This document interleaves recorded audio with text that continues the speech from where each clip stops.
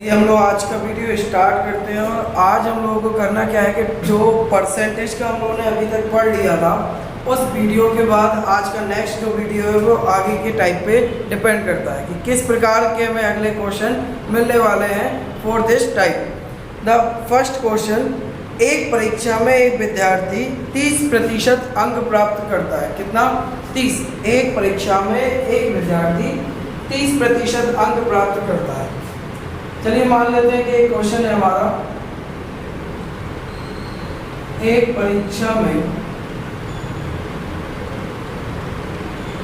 एक विद्यार्थी स्टूडेंट एक विद्यार्थी 30% अंक प्राप्त करता है, जबकि वह 40 अंकों से फेल हो जाता है।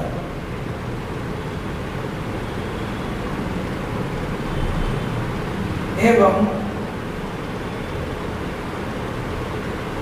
पास होने के लिए 35% अंक लाना था, तो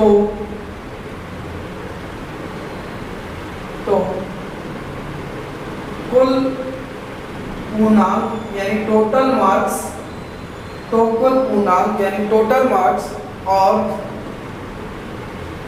कुल पूर्णांक और पास होने के अंक ज्ञात करें। दिस है क्वेश्चन। ठीक है, ये आपका क्वेश्चन है और क्वेश्चन में हमने आपको पढ़ के भी बता दिया और लिख के भी बता दिया है क्या कि एक परीक्षा में एक विद्यार्थी 30% अंक लाता है। कितना? 30% अंक प्राप्त करता है, जबकि वह 40 अंकों से अनुत्तीर्ण यानी कि फेल हो जाता है। और पास होने के लिए, यदि पास होने के लिए 35% अंक लाना हो तो कुल पूर्णांक और पास होने के अंक ज्ञात कीजिए। यानी कुल पूर्णांक का मतलब होता है टोटल मार्क्स, जितने का पेपर हुआ है, जो टोटल मार्क्स हैं, जितने आपको पता है कि भाई हाँ टोटल मार्क्स 500 है या फिर 200 है, जो भी है वो टोटल मार्क्स ज्ञात करना है और आपको कितने में पास हो रहा है वो ज्ञात करना है। तो देखो इसके कई सारे मेथड होते हैं जिनसे आप ये क्वेश्चन जो है आपको कर सकते हो, लेकिन the first and the last मेरे हिसाब से एक बहुत ही बढ़िया मेथड है जिससे आप इस क्वेश्चन का आंसर तुरंत ज्ञात कर सकते हो। ओके, तो करना क्या है? करना यही है कि भाई फटाफट इसको डायग्राम के थ्रू देख लेते हैं और डायग्राम जितनी जल्दी से हल करा देता है उतना जल्दी अदर मेथड नहीं। चलो तो हम लोग डायग्राम बनाते हैं। डायग्राम क्या बनाया? 100% और 0%। कितना? 100 और 0। क्यों? क्योंकि एक विद्यार्थी या स्टूडेंट, कोई भी एक स्टूडेंट या तो 0% अंक ला सकता है, कम से कम मिनिमम न्यूनतम कम से कम कितना ला सकता है? 0%, या अधिकतम कितना ला सकता है? 100% यानी 100% अधिकतम ला सकता है। अधिकतम यानी मैक्सिमम कितना ला सकता है? 100%। तो 0% और 100% के बीच में ला सकता है, इससे 0 से कम नहीं होता है और 100 से ज़्यादा नहीं होता है। अब ये तो हो गई परसेंटेज की बात। तो हम लोग क्या करते हैं कि यहाँ पे जो है प्रतिशत लिखेंगे परसेंटेज और यहाँ पे क्या लिखेंगे? अंक। फॉर एग्जाम्पल हम आपको समझाना चाहते हैं कि जब भी आप रिजल्ट की बात करते हो कि आज हमारा रिजल्ट आ रहा है या तुम्हारा रिजल्ट आ रहा है, तो हम लोगों के पास दो प्रकार के रिजल्ट रहते हैं। एक वन टाइप रिजल्ट, कैसा कि जो कॉपी में दिखाया जाता है, जो कॉपी में बताया जाता है कि हाँ आपके 500 में से 400 नंबर आए, ये भी आपका रिजल्ट है। ओके, और सेकंड रिजल्ट आपका क्या है? आपसे बोला जाता है कि आपका 50% बना है, 60, 70, 80, 90 जो भी है वो परसेंटेज बना है। तो आपने कितने प्रकार के रिजल्ट प्राप्त किए? 2 प्रकार के रिजल्ट। कैसा? नंबर 1 कि आपने अपना रिजल्ट किस में ले लिया? डिजिट में, अंक में ले लिया कि हाँ इतने नंबर आए।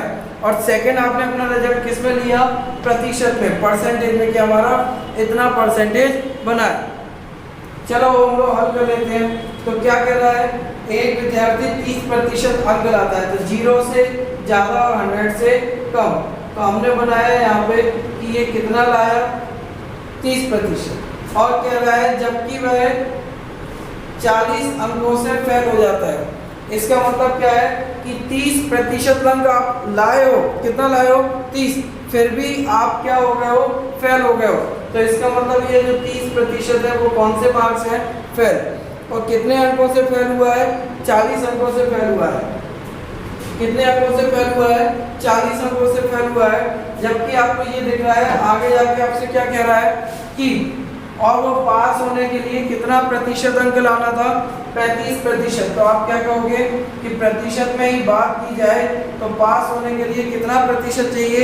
35%। यानी पास होने के लिए 35% चाहिए, जबकि वो फेल हो गया 30% में।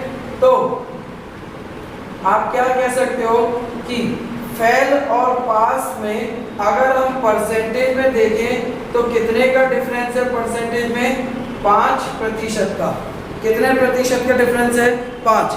अगर हम उससे कहें कि सुनो रिजल्ट में तुम्हारे नंबर क्या आए, डजेंट मैटर, मुझे नहीं पता, लेकिन अगर तुम परसेंटेज के हिसाब से देखो तो तुम कितने परसेंटेज से फेल हो गए हो?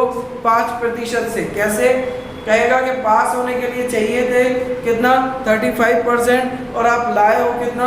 30%। यानी आपको पास और फेल होने में कितना परसेंट कम रह गया? 5। तो आप कहोगे कि उस स्टूडेंट के पास और फेल होने में कौन जिम्मेदार है?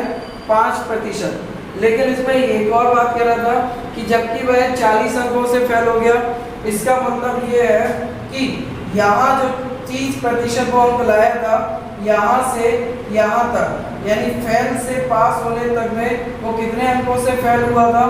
40 अंकों से फेल हुआ था। तो आई थिंक अब आप कैच कर गए होंगे परसेंटेज टॉपिक जो है कि इसमें क्या कह रहा है कि पास और फेल होने में कितना प्रतिशत है? 5% का अंतर। जबकि पास और फेल होने में कितने अंकों का अंतर है? 40 अंकों का। ना ये 40 अंक कम होते, ना वह फेल होता, ना वह 5% कम होता, ना वह फेल होता। तो हम क्या कह सकते हैं? हम ये कह सकते हैं कि भाई हाँ 5% बराबर, 5% बराबर कितना हो गया? 40। 5% बराबर कितना हो गया? 40। तो अब हम कह सकते हैं कि 1% 1% बराबर कितना हो जाएगा? 8। कितना हो जाएगा? 1% बराबर 8। तो आपका 100% बराबर कितना हो जाएगा? 800, यानी कितना हो जाएगा? 800। तो अब आप कह सकते हो कि 5, ये जो 5% का जो अंतर है उस 5% बराबर कितना हो गया? 40। हमने कहा 5 एकम 5 और 5 अट्ठे 40। 5 1 जा 5, 5 8 जा 40। तो 1% बराबर कितना हो गया? 8। तो हमें 100% यानी कि टोटल मार्क्स, इसी को क्या कहते हैं? कुल पूर्णांक। तो हमने क्या देखा कि टोटल मार्क्स यानी 100% कितना आ गया? 800। लेकिन साथ साथ उसने एक और क्वेश्चन पूछा था कि उसने पास होने के लिए कितने अंक चाहिए? इसके लिए पास होने के लिए तो आप कह तो सकते हो कि पास होने के लिए उसे प्रतिशत कितना चाहिए? 35%। लेकिन वो आपसे परसेंटेज नहीं पूछा है, क्या पूछा है? अंक बताइए। तो आप अंक कैसे कह सकते हो? आप कहोगे ये जो 1% है, 1% बराबर कितना निकल के आया? 8। तो हमें पता है कि पास होने के लिए कितना प्रतिशत अंक चाहिए?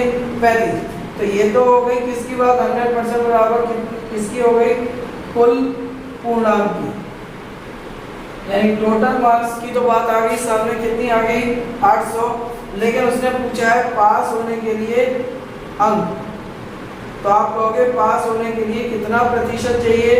35%। कितना चाहिए? 35%। जब आपने देखा कि 1% बराबर 8 हो गया, तो आपको पासिंग मार्क्स निकालना है, यानी 35% निकालना है। तो आप क्या कहोगे, पास होने के लिए कितना होना चाहिए, 35%।